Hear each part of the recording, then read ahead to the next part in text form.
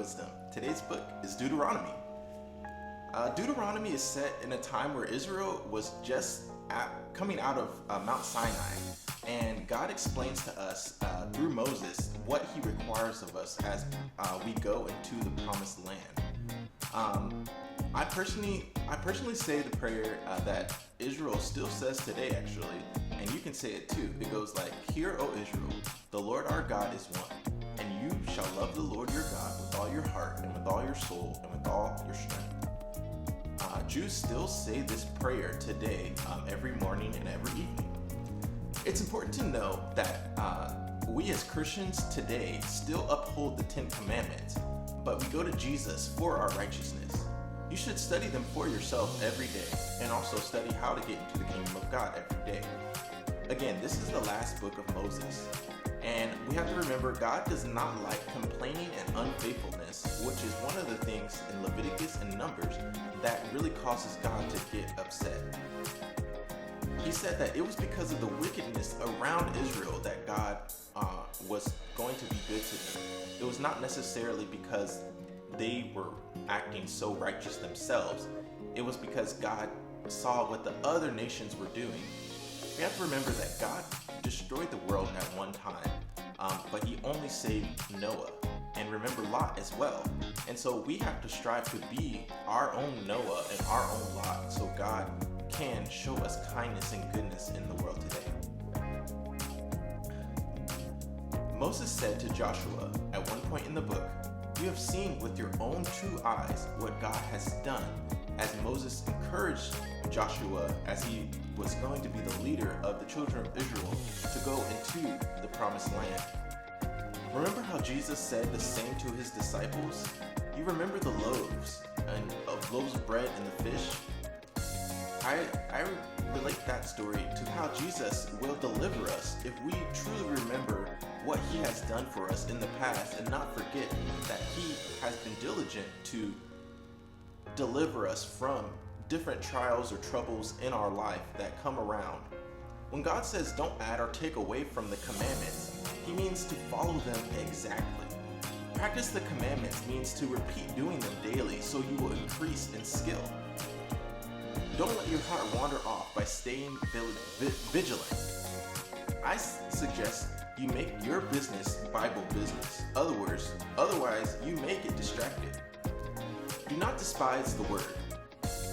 Just intake the word into your brain in different ways, through movies, through audio, through song. God has no form, and what Moses explained in Deuteronomy is that God does not want us to replace him. He has no form, he has no shape. You can't see God with his eyes, and that is just a fact to accept with your eyes. And so we have to realize that, God is someone to be feared, and the book of Deuteronomy is a summary of what the children of Israel experienced as they were delivered from Egypt and their bondage into going into what is today Israel. Jesus said himself, no one has ever heard of a guy like Jesus opening the eyes of the blind. And so Deuteronomy is a relation to how Moses is a reflection of Jesus, and Jesus is a deliverer like Moses. And so if you're ever wondering, if you hear someone say Jesus is the new Moses, or Jesus said that in the law it's written about him, he's talking about when Moses said that a prophet would rise up that is like Moses. Well, Jesus is like Moses because he performed great signs. In a way, Moses performed great signs, but it was through God. But remember, Moses turned a staff into a snake. He was the person to relay to Pharaoh all the different plagues that happened. And so in the same way, Jesus, he performed many signs, and he performed many wonders. And in that way, Jesus is the new Moses. Okay, so Deuteronomy also says God can speak to humans and we can still live. A profound statement that shows in their heart they have a reverence for God. They know God is powerful. God wants us to always fear him, revere his name, and be afraid, so we will not sin, and so he will always help us obey his commands, which are not burdensome, which it says in 1 John. Reverence means have a high regard and respect for God and treat him as important. Love God with all that's in you and with all you have got. Like a runner on the last mile of a 30-mile run, you run strong even though you feel weak. God brought the Israelites out of slavery. Clearly, he cares and wants faithfulness even to the degree of marriage of a man and a woman. He regards it so seriously that it is explained how diligent he was in bringing the children of Israel out of bondage.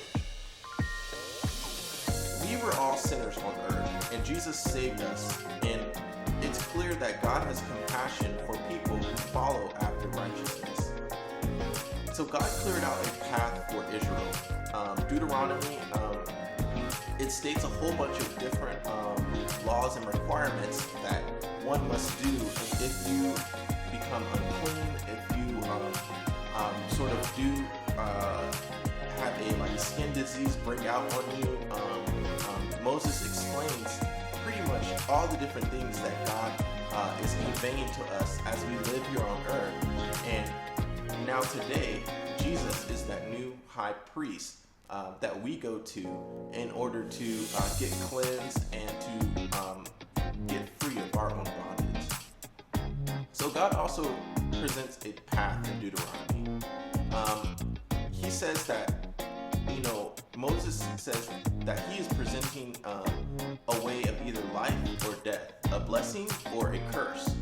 And he says that, if you choose life, you will make it your mission, your life mission. Number one is to obey God's laws and to follow what God wants and do what's right in his sight and not in our sight. In the Bible Project, it says that a lot of times the choice is, are we going to do what's right in our own eyes, or are we going to do what's right in God's sight? Are we going to make the choice to have a decision of what we think is right and wrong, or are we going to lean into the Bible and say, no, God thinks that is right or wrong, even though it may differ from our own opinion? So Moses also explains to bless God for what he has given you, and don't forget him when you have been given what you need or want. Don't get full of yourself and forget God.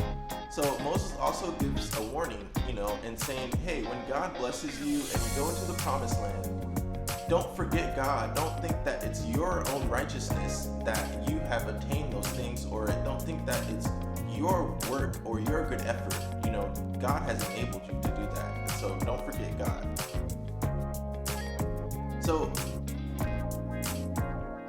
Moses also reminds us again that, God is a consuming fire. So he explains to Joshua, and the children of Israel. And we have to remember that fire burns away impurities, but we have to remember that God is a consuming fire. So he explains that, the children of Israel, they were literally afraid. They did not want God to speak to them, And so when we encounter reading the Bible, we encounter prayer, those things we have to keep in mind that God is a powerful God. And so we have to be respectful of him, and we can't just think that we can go about our day doing what we want. And it's easy to I've been in that place where I've gotten in my own realm and doing what I want to do, even when others around me don't necessarily like it. I need to learn, and I have learned, and I am learning. I have to deny myself what I want, deny myself, and be looking to please another Christian or just a non-Christian, as long as it is in the Lord in the right way. So the last part, we're wrapping up, and again, this video is kind of long because Deuteronomy is a pretty long book. So Moses kind of wraps up and says, what does God expect from us? What does God expect from you? And he says, to follow the road he sets for you, obey God's commands, and live a good life. Look around you. Everything you see is God's. Staying at a friend's house, you know to not do certain things, not to take things without asking, to be respectful. And so he says to make sure you take care of orphans and widows, make sure you take care of the poor by certain laws, like not leaving, especially in that day, people had farms, and so you would want to not, you want to leave food for people who may go through your farm and try to scavenge for food, kind of like the story of Ruth and Boaz. And so we have to remember that Jesus knows what to do. We have to always lean into Jesus in every situation, ask him to direct our path, to direct our thoughts, and God personally looks over us. In the book of Deuteronomy, it says that God walks through the camp back in children of Israel days. And so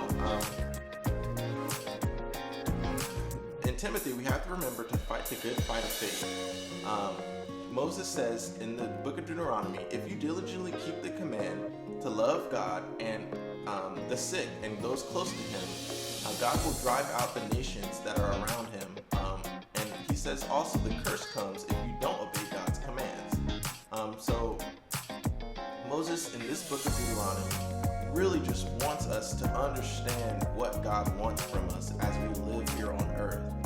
He also says how God will bless us. God will take care of us. And it's the same thing that Jesus said. When we listen and do what he says, it's kind of like trying to raise a child to do the right way. God knows the right way we should be living. And it's not so much about the commands, but it's how to live as a person, how to be alive. And God is telling us that. So thank you for watching Counting Wisdom, and I hope that you enjoyed this review of the book of Deuteronomy, and I will put a link in the description so you can listen to the audiobook yourself. God bless you, and thanks for watching. See ya.